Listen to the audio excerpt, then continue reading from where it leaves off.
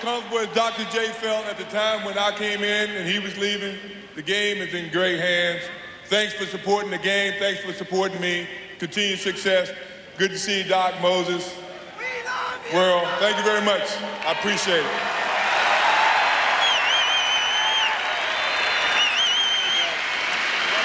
Go to John.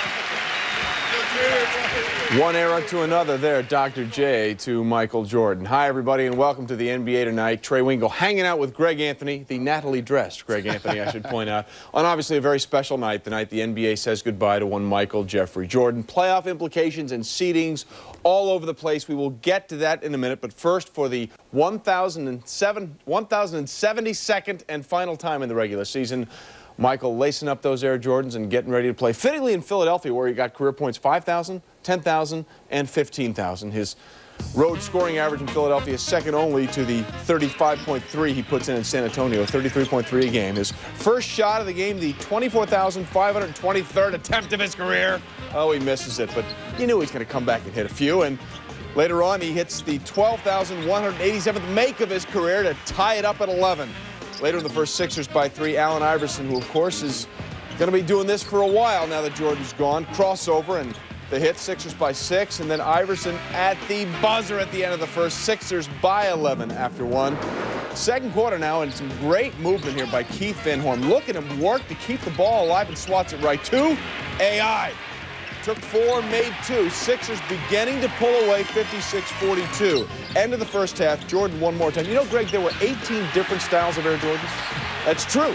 And Jordan wears a size 13 shoe. Wizards, though, down 10 at the break. His final dunk. Third quarter, Sixers up big. Jordan hits the jumper. 50% from the floor for his career. That was his last ever field goal. But Iverson beating everybody back. He had 35, dishing it to Aaron McKee for the land. He wants the fans to hear it. And in the fourth, the fans get into it. Jordan on the bench. That's not what they paid big money to see.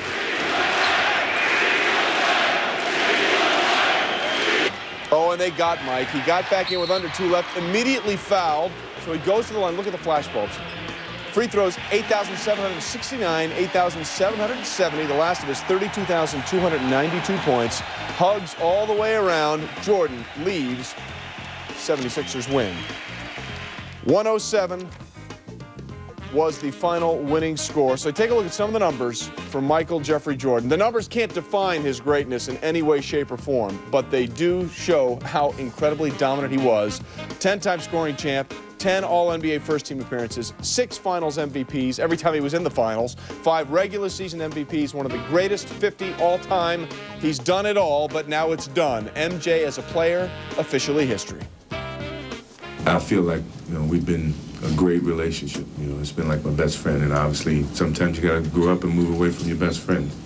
But it's always going to be there in my mind, and nothing's going to erase what I've attained just by having basketball as a friend. It hits me that I'm not going to be in a uniform anymore. So, and that's not a terrible feeling. I'm not. I don't. It's not terrible. It's something that I've come to grips with, and it's time. It's time. And I've seen a lot of people say my first time, my second time. This is the final retirement. You don't have to worry about me putting on another uniform. But and I feel it. There's not any perfect people in this world, but he's close. And that says a lot. He was the guy that gave me the vision, made me want to play basketball. If I never saw Michael Jordan play a basketball game, then Allen Iverson might not never be in the NBA. Craig Elo has got to, at some point, ask us to stop running that shot because it kills him every single time. Now, Greg, you obviously drafted by the Knicks, so you had the fortune or misfortune of seeing some of Michael's greatest moments in New York at the hands of the Knicks. What is your fond memory? Is there one that you have more than anything else of what Michael did as a player? Well, without question, Trey, when you're talking about Michael Jordan, obviously you have to realize he's had a lot of memories. But for me, the one that probably stands out the most is the night he dropped the double nickel on us at the Garden. He'd just gotten back in the league, hadn't played many games, and for whatever reason, he always seemed to have the most spectacular moments when they were appropriate. 45, number 55 on the night, no question. Spike Lee coined it. He dropped dropped double nickels in that comeback. So now that chapter of his life is closed in basketball. Now he wants to try and rebuild the Wizards, try and make them a winner. Things he tried to do as a player, it didn't work out. Now he's going to the front office. What do you see in his future? What are the things he has to do now with the challenge in front of him? Well, I think, really, I think the big challenge will be whether or not he will get the type of control in Washington that he wants. There's been a struggle between he and Abe Pollin, Wes Unseld. There's been a lot of talk about maybe that not being a very good marriage. And Bob Johnson, the new billionaire owner, I should say, of Charlotte, I think will try to make as big a pitch as he can to get Michael to come in there and basically give him the complete control that I think Michael desires, because he wants to be able to formulate and shape a team basically the way he wants it, as opposed to coming into a situation that's kind of been mismatched somewhat and try to do some of the things that he hasn't been able to do thus far. I think Charlotte provides him with a better opportunity. I'm not saying it's going to happen, but I think that's a possibility. Well, it is a possibility, and then, of course, there is the home court advantage that he would have, Charlotte would have, trying to bring him back to his home state of North Carolina. Of all the things he did at the age of 40 that were so impressive, first 40-year-old average 20 points a game, to me, I look at what he's done. 82 games played after only 60 games a year ago because of the knee injury. To be the only Wizard to suit up for all 82, pretty special. Well, for me, that's the biggest accomplishment. I think for anybody to be able to play 82, it's a pretty big accomplishment. But for this guy to do it at the age of 40, average 20 points a night and really go out and carry a team that does not have a lot of talent. Let's face it, they're not. Kwame Brown has not been the type of player they thought he would be, and this team will continue to struggle without him there, and these guys will start to realize just how important it was to have him on that roster. Actually, the second straight year a 40-year-old has done it. Stockton did it last year, and now Jordan does it here. We'll have more on what this game meant for the Sixers' playoff position in just a minute, but obviously the lead is Michael Jeffrey Jordan is no longer an active NBA player. All right, now to the middle of the West, where with one game left in the season, literally everything was up for grabs. Lakers, Blazers, Timberwolves fighting for the 4th, 5th, and 6th slots. The only certainty here going in, the Lakers would not be 4. They'll be 5th or 6th. Blazers could finish anywhere from 4 to 6, so could Minnesota. It's a little confusing, but the Timberwolves could sort of clarify things greatly by just beating Memphis, which would give them home court in the first round for the first time in franchise history.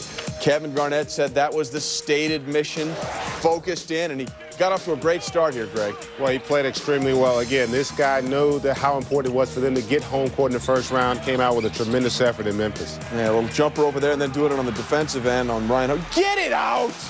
T-Wolves led 74-65 at the break. Third quarter tied at 51. Shane Battier will finish around Wally Zerbiak. 53-51, Grizzlies' first lead. QB says, you must understand we don't care about Minnesota getting home court. Then the Grizzlies down 7. Earl to Stromile, he had 18. The Grizz down just 5, but in the fourth quarter, Garnett taking over like Garnett can. Oh, pretty spin. He had 19 points, 16 boards, another double-double. Minnesota will stay home in the first round.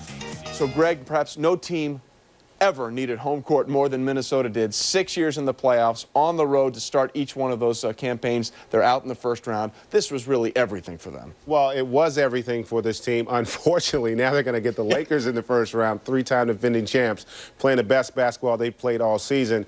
It's just bad luck when you think about it for Minnesota. They put so much emphasis on getting home court, and I felt it was very important for them to do so as well. But now that they have it, they have to go up, as I said, against the Laker team playing so well. Kobe having a huge game tonight. But again, this team will have an opportunity. They played the Lakers well all season. They split 4 games with them. Shaq played all 4 games. So it's going to be important that they continue to play the way they played and not be, I think, overwhelmed by the Lakers, because the Lakers are playing well right now. Yeah, I mean, give the Timberwolves credit. They had a mission. They went out and did what they had to do to give themselves the best chance of moving on. No question about it. And they're good at home. I mean, 33-8 at home. They had that incredibly long winning streak. They really need to play well there because they're 25 games over 500 at home and 5 games under on the road. We will see if that plays out in the playoffs. Meanwhile, what about the Blazers? Scottie Pippen back in the lineup, taking on the Clippers. They could still finish